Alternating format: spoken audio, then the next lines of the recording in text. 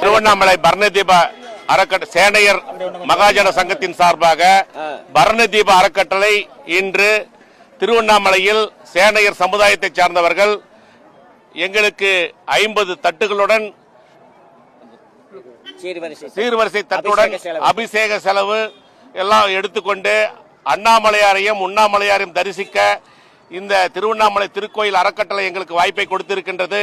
அதற்காக எங்களுடைய சமுதாயத்தை சார்ந்த பெண்கள் 25 பேரும் ஆண்கள் 25 பேரும் சென்று தட்டு வரிசையுடன் அண்ணாமலையாருக்கு பரணி தீபத்திற்கு நாங்கள் எல்லாம் அபிஷேக ஆராதனை செய்ய இருக்கின்றோம்.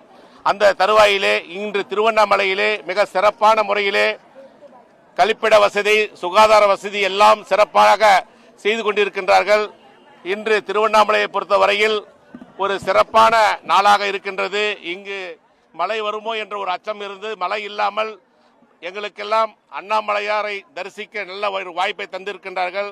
எங்களுடைய சேனை தலைவர் மகாஜன சங்கம் பரணதீப அறக்கட்டளை இன்று நாங்கள் அண்ணாமலையாருக்கு சீர்வரிசை எடுத்து சென்று கொண்டிருக்கின்றோம்.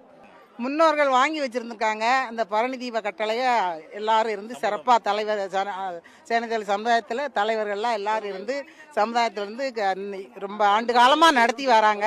நாங்கள் வருஷம் நாங்கள் எல்லா ஊருக்காரங்களும் வந்து இதில் கலந்துக்கிறோம். எல்லா மாவட்டத்தும் எல்லா ஊருக்காரங்களும் வந்து சேனை தலைவர் சமுதாயம் இதிலிருந்து வந்து நாங்கள் பெண்கள் ஆண்கள் எல்லாருமே கலந்து சிறப்பா நடத்திட்டு இருக்காங்க. தருமபுரி மாவட்டம், கிருஷ்ணகிரி மாவட்டம், மற்ற சமுதாயத்தில இருந்து தென்காசி மாவட்டம், அனைத்து திருநெல்வேலி மாவட்டத்திலிருந்து அனைத்து மாவட்டத்தில இருந்தும் வந்து 25 பேர் தட்டு வரிசை எடுத்துட்டு போய் அண்ணாமலையாருக்கும் உண்ணாமலையாருக்கும் அபிஷேகம் ஆராதனை செய்து இந்த தட்டு வரிசையை கொண்டு போய் அண்ணாமலையார் உண்ணாமலையார்கிட்ட கொடுத்து வழிபடுறோம். இது எங்க காலகாலமா எங்க முன்னோர்கள் வந்து தொண்டு தொட்டு நடத்தி கொண்டு வருகிறதுனால் இனிமேலும் இதை தொண்டு தொட்டு நடத்தி வருகிறோம். அண்ணாமலையாருக்கு உண்ணாமலையாருக்கு கொண்டு போய் சேர்த்துறதுல எங்களுக்கு ஒரு மிகப்பெரிய மகிழ்ச்சி பெருமை.